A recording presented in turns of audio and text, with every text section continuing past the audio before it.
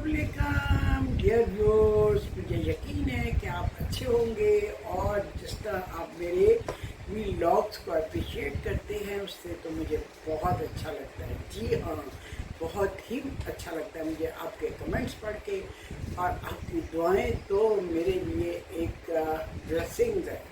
अच्छा जी, बचपन की यादें बहुत ही गहरी होती हैं।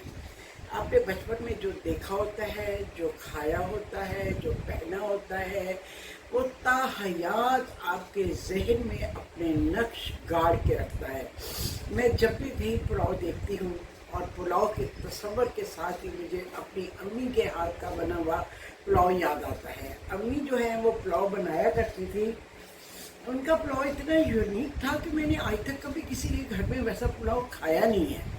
जी हाँ, और जब मैं उस तरह का कभी पुलाव बनाती हूँ तो ख़ास तौर पे ग्रैंड चिल्ड्रन के लिए तो मैं उनको बताती हूँ कि ये मेरी अम्मी के तरीके का पुलाव है। कोई ख़ास ऐसा स्पेशल तरीका नहीं है। अम्मी तो थोड़े से गोश्त से इतना लजीज पुलाव बना लेती थी कि कोई हद नहीं। उसकी खुशबू आज तक मेरे ज़हन में महकी है।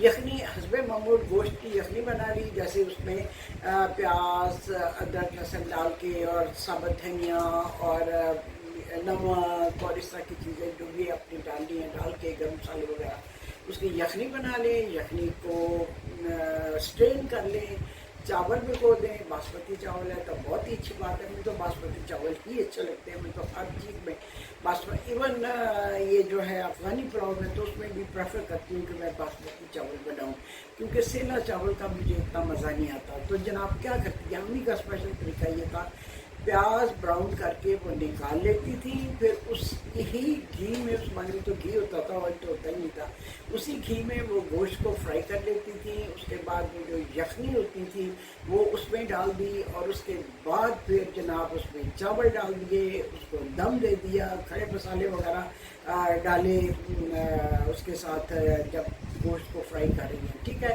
उसमें जो यखनी डालनी थी वो डाल दी, और उसके बाद चावल दम पे जब रखने से पहले, जब चावलों का पानी खुश्क हो गया उसको दम पे रखना है, तो प्याज को पीस के उसमें पानी डाल के, थोड़ा सा पानी डाल के, थोड़ा सा ऑयल या घी जो भी है डाल के उसको पका लिया। वो घड़ी से एक पेस्ट तैयार होगी, और वो फिर चावलों के ऊपर ना जगह जगह उसकी छोटी छोटी छोटी ढेरियाँ लगा दीजिए। थोड़ा सा चावल को 1/2 इंच या 1 इंच डीप किया और उसके अंदर वो ढेरियाँ डाल दी। उसके बाद चावलों को दम पे रख दिया। जब दम से उठाया तो उसकी खुशबू क्या कहने। आज यही पुलाव हमारे घर में बनने जा रहा है, और मैंने सोचा कि चले मैं आपके लिए रिकॉर्ड भी कर देती हूँ। रुबानी भाई को मैंने सिखा दिया है, और बहुत से खानों के साथ साथ उनको ये पुलाव भी मैंने बता दिया है, लेकिन मैंने उनसे कहा कि जब ये मरहला आए तो मुझे बताना, मैं खुद आके उस पर वो प्याज डालूँगी और उसके साथ ही मैं उसको रिकॉर्ड भी कर लूँगी। तो जनाब जी, आज के लिए ये बहुत हल्की फुल्की लेकिन यादों से भरपूर, जहन में महकती हुई यादों के साथ ये खुशबूदार, मज़ेदार और ख़ूबसूरत पुलाव में आपको दिखाने जा रही हूँ। इसके हर निवाले के साथ, हर बाइट के साथ आपको डिफरेंट जायका आपके मुंह में आएगा। कहीं वाइट चावलों का जायका, लेकिन चूँकि वो यखनी में पके हुए हैं उनका अपना जायका है। कहीं हल्के ब्राउन चावल जो प्याज की वजह से हुए हैं उसका जायका, कहीं डार्क जो चावल हुए हुए हैं प्याज के साथ उसका अपना जायका। यानी एक पुलाव में आपको, एक चावलों में आपको 3 जायके मिलेंगे, ठीक है।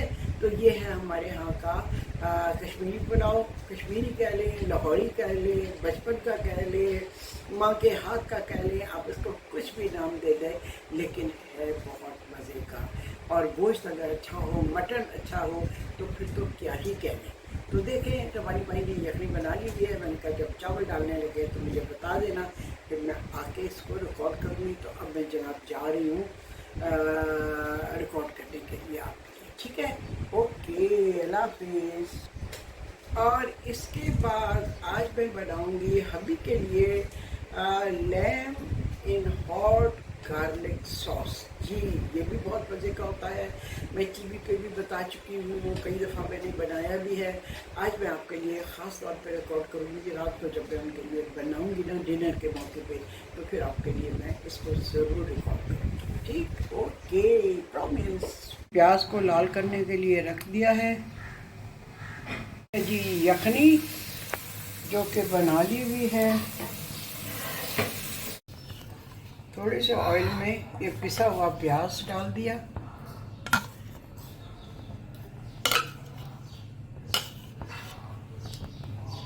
और इसमें पानी डाल के ना इसको अब बकाया जो जिसमें पीसा है ना जग में ब्लेंडर के साथ, अब उसमें गरम यखनी थोड़ी सी डाल के, वैसे पानी भी डाल सकते हैं, इस वक्त मेरे सामने गरम यखनी थी वही डाल दी है ताकि उसमें से सारा बचा हुआ निकल आए।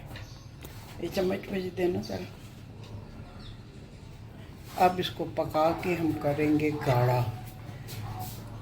अब यहाँ पे रोशनी कुछ अजीब जी, ये देखिए रब्बानी भाई की किचन में से अंगूर की बेल कितनी खूबसूरत नज़र आ रही है, और अंगूरों से लदी हुई है, गुच्छे के गुच्छे लटके हुए।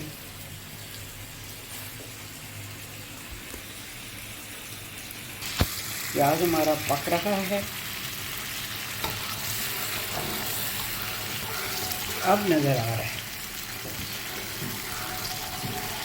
मैंने रब्बानी भाई को बताया इससे ज़रा ज़्यादा गोल्डन, इसको बल्कि ब्राउन होना चाहिए, गोल्डन नहीं ब्राउन।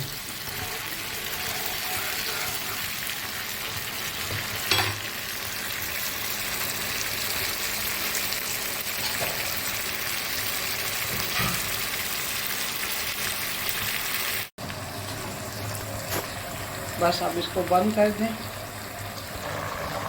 चावल पक रहे हैं, अब इनका पानी खुश्क हो जाएगा ना, और दम पर रखने से पहले इस पर मैं प्याज डालूँगी। ये चावल जो हैं हमारे खुश्क हो गए हैं, और ये दाना भी इनका बिल्कुल गल चुका है, गोश्त फ्राई करके इसमें डाला हुआ है।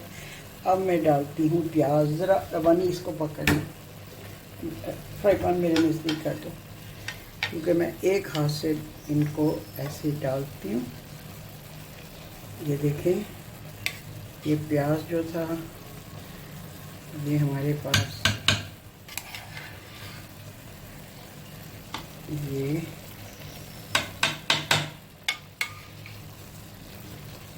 अब मैं एक हाथ से कैमरा पकड़ रही हूँ।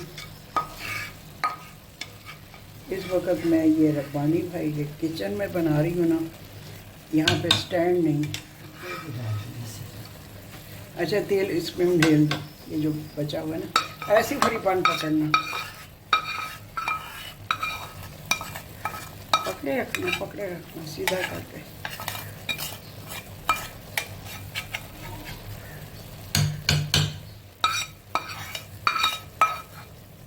चलिए अब जनाब जी इसको हम रखते हैं दम पर।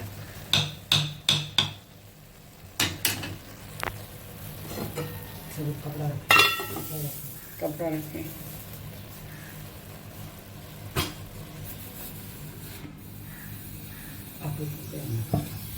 चलें जी, चावलों को दम आ चुका है। अब इस पर से हम हटाते।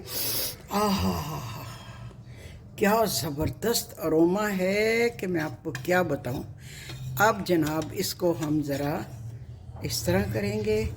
ये रब्बानी भाई के किचन से मैं ले आई हूँ इधर, ताकि मैं स्टैंड पे कैमरा लगाकर आपके लिए इसको रिकॉर्ड कर सकूं।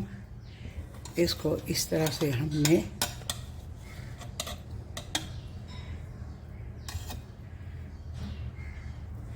ये देखिए, ये देखिए। चलें जी, अब मैं इसको निकालती हूँ डिश में।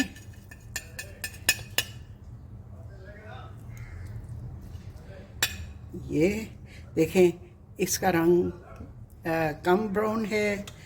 इसके बाद ये आ गया दूसरा ब्राउन, और इसके बाद ये आ गया डार्क ब्राउन, ठीक है, और ये उससे डार्क, ठीक।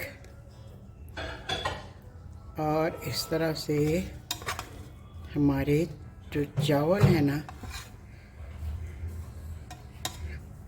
ये देखें क्या रंग है इनका। ठीक, वाह। थोड़े से चावल मेरा ख्याल है नरम हो गए हैं। मुझे बिल्कुल खड़े खड़े अच्छे लगते हैं।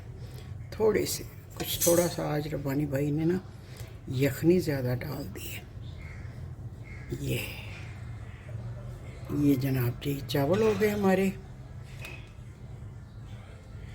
दालचीनी को मैं यहाँ से हटा दूँ और ये देखें, ठीक है। अब मैं थोड़े से आपको चख के बताती हूँ।